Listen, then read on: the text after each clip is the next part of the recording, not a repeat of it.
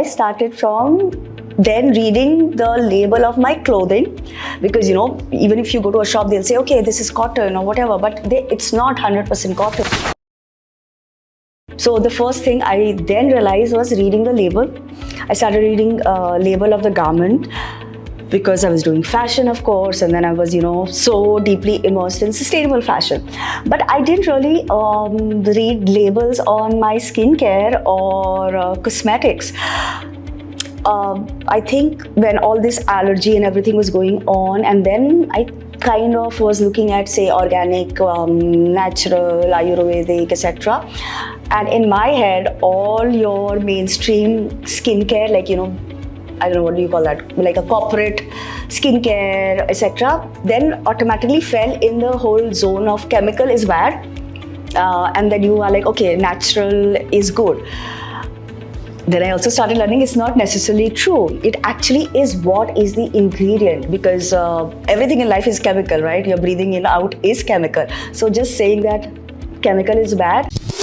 You probably heard the term microplastics, but did you ever know the favorite fleece jacket that you wear or your favorite polyester tee might be part of the problem? Every time synthetic fabrics like nylon, polyester, acrylic, they're washed, they shape tiny plastic fibers. These microfibers, they end up in our waterways, ocean, and even in the fish that we eat. And what if I told you the shimmer in your face wash might actually have plastics? And here, I don't mean the packaging. I'm talking about what's going inside your product, going directly to your skin and finally going down the drain. Welcome back to #Inside Your Skin podcast, where we go beneath the label and tell you what's really going inside your skin. I'm your host Vaishnavi, and if you've been through episode 1 and 2, you actually already know we just don't talk about ingredients, we actually break them down. From decoding formulations to understanding your skin's pH, we have actually covered how what's inside your product affects your skin. And it's bigger today.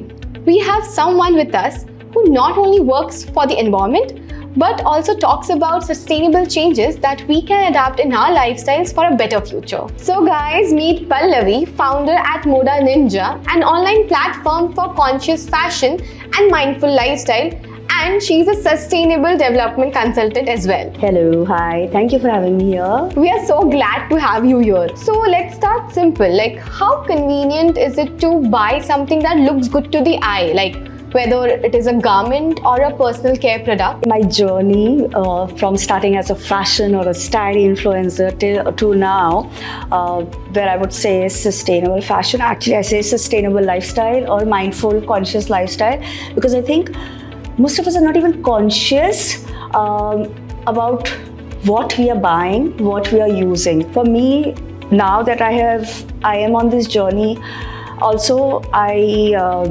kind of fell sick in the sense that with allergies, I had allergies. I moved to Delhi.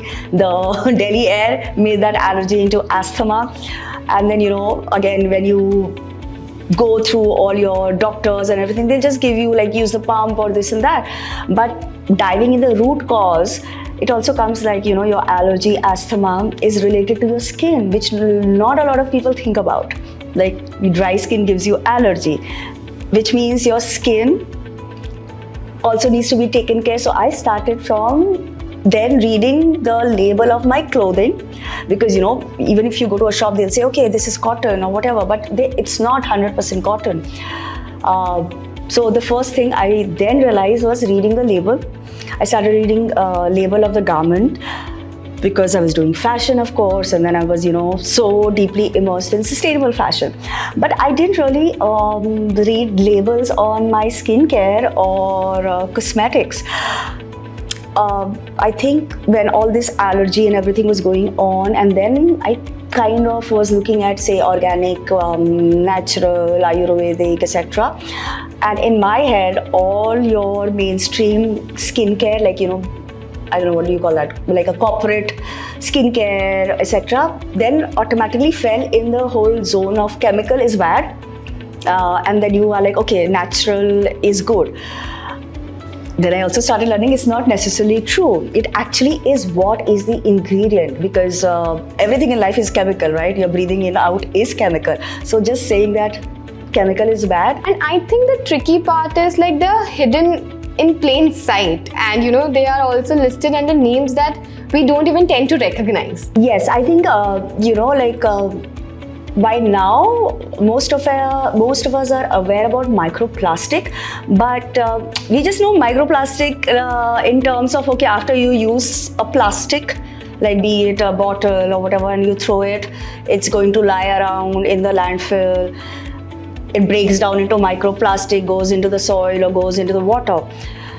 What we don't really realize is the microplastic in things which we are using. Like even for me, I just knew about microplastic as those beads which are in your face wash. That's I think that was my understanding about the beads, or even like maybe the shampoos, because they have that smooth things which I kind of figured that it's some polymer.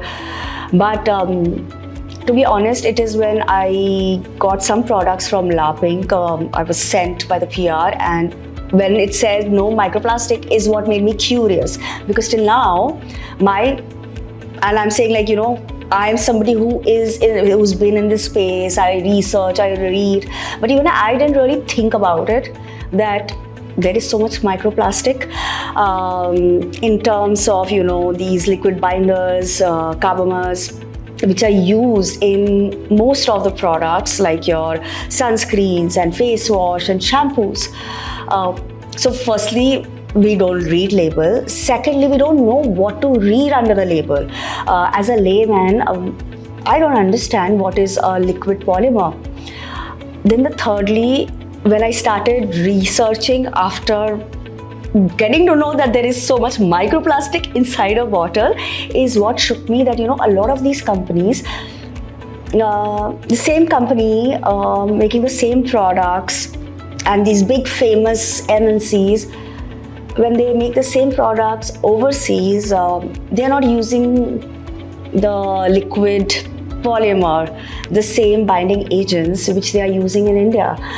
Maybe because they want to make it more affordable, or maybe because there aren't enough regulations which are checking the ingredients which go in.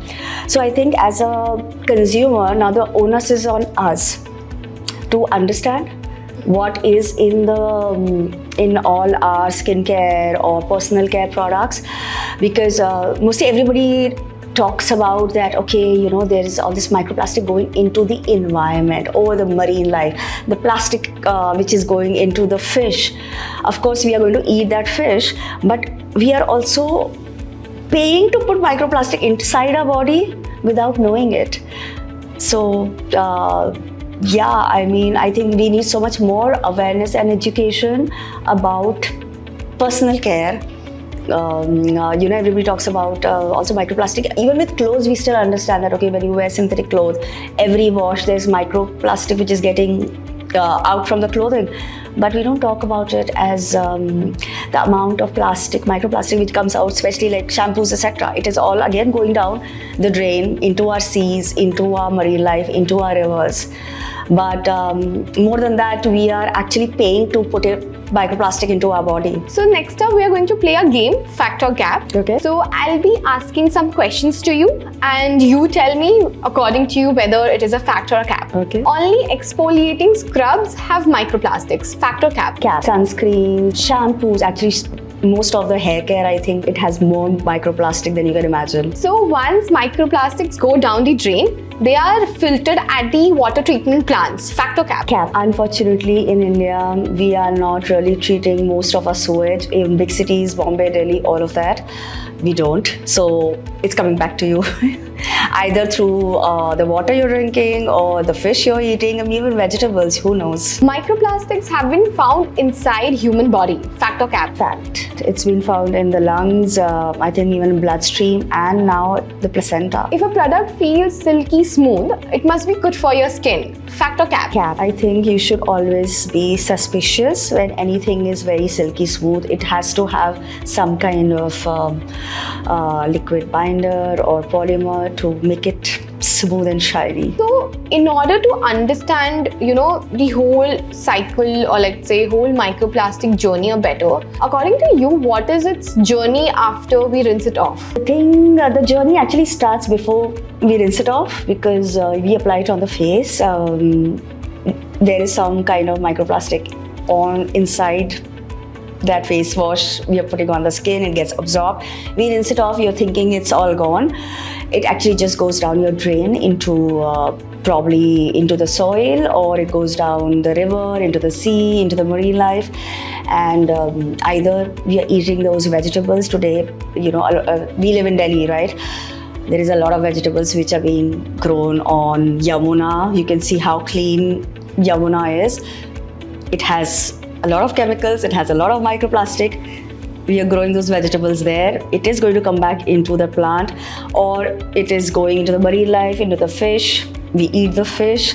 So you think you've rinsed it off from your face, but it's coming back on your plate. And we as normal consumer think like skincare ends when we rinse it off, but it actually doesn't. And this isn't about guilt tripping anyone. It's basically about waking up.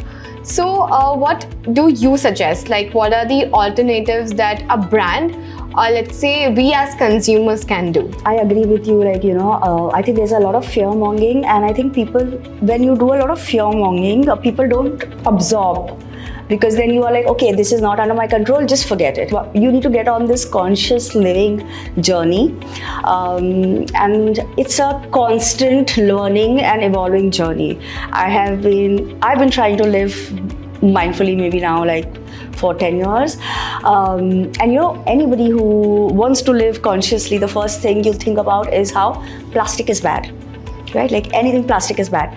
So, and when we talk, I also feel like it's kind of a little greenwashing, which a lot of organizations and companies have done, that they're not talking about the ingredients they are using. They're not talking about the formulation, but they will call themselves as sustainable brand, sustainable skincare. They don't say toxin-free, so they'll say sustainable, because the moment you say toxin-free, then you have to list down your ingredients. So they are greenwashing using certain terminology, and in most of the cases, what they are doing is they're just talking about the packaging. So for example, even I thought that plastic is bad because plastic is non-biodegradable and cannot be recycled. Most of us think it cannot be recycled, and glass is very sustainable.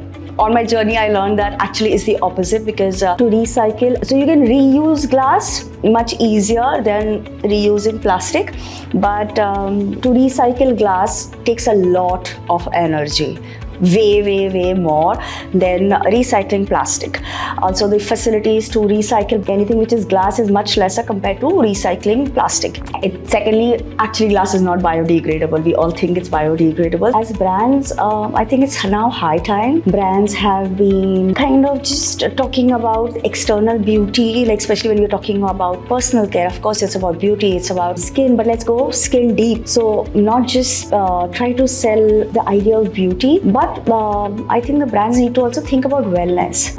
Is there really a lot of price difference that's going to happen if you use better ingredients, maybe work on formulation which doesn't use microplastic? Of course, profit is important as a brand, but I don't think that in today's age, being conscious and mindful of what you're offering is going to deter your buyers. You could maybe increase the price, but if you're going to be more genuine ingredient, as consumers, we need to start reading your label.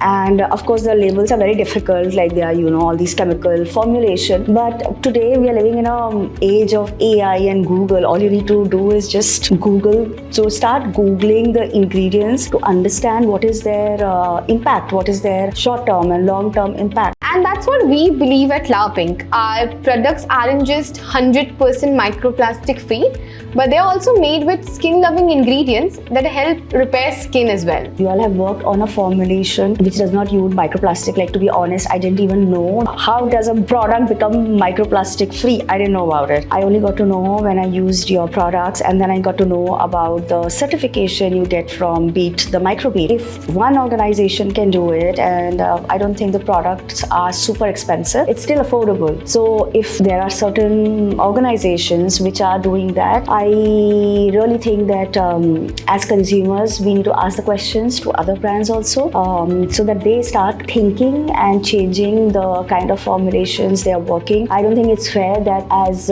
India and as a developing country where today I think most people have higher spending power, it's fair that we get dumped products which are not great for firstly us, our skin, and it's not great for the environment. Organizations also need to be mindful about the resource you're using. It's all our resources, so they also need to work on formulation. And this conversation wasn't about panic. It was about perspective. And skincare doesn't just end at your skin. It actually flows to the world that we all share. So, I think it's of course not about, it is not fear-mongering, but I think we also need to be a little skeptic, because, today when we're talking about bad air or not clean water, it all also comes from what we individually are using, right? Like I may be somebody who's being conscious living, I give everything for recycling, but I'm still drinking the same water or probably eating the same fish which somebody who doesn't care is. So one, we all need to look at environment as a collective responsibility, because we all use the environment, right? We all are breathing because the environment is a shared resource. We are eating, drinking, everything, it comes from the environment. So just because now we think we have developed or we are in this big city life, we should not care about the environment. It doesn't work. I've seen a lot of people who think that because if you have money, you can take care of yourself. No, unless we take care of our environment, it doesn't. And the environment consists of so many things, including the personal care products we use, the clothes we wear. I think that it's important, not just for the environment, but even for our own inside, even outside. Like, there probably is a reason that today we have so many new age diseases, people are women who are suffering from PCOD, hormone related diseases. Have you thought where is it coming from? It was not there 20 years ago. Can I tell you that there are ingredients again in our personal care, skincare, cosmetics which are hormone disruptor. A lot of fragrances are hormone disruptor. So all of these affect your body. So I think it's time for us to be mindful. We are so mindful about what we eat, right? Like, oh, is it organic? Oh, let's eat 5 fruits in a day. Start your day with whatever soft water and this and that. We also need to be mindful of everything we are applying on our body, because your skincare, clothes, everything goes on your skin, which is your largest organ. So I just feel that it's time for all of us to not just look at the beauty and all that shine, but also what really is going inside every bottle. Because beauty shouldn't leave a trail behind on your skin or even on the planet. If you found this episode eye-opening, give it a share and let us know in the comments. Did you ever think there was microplastic in your skincare before? And for more real talk on skincare that is backed by science, subscribe to La Pink's YouTube channel and see you in the next.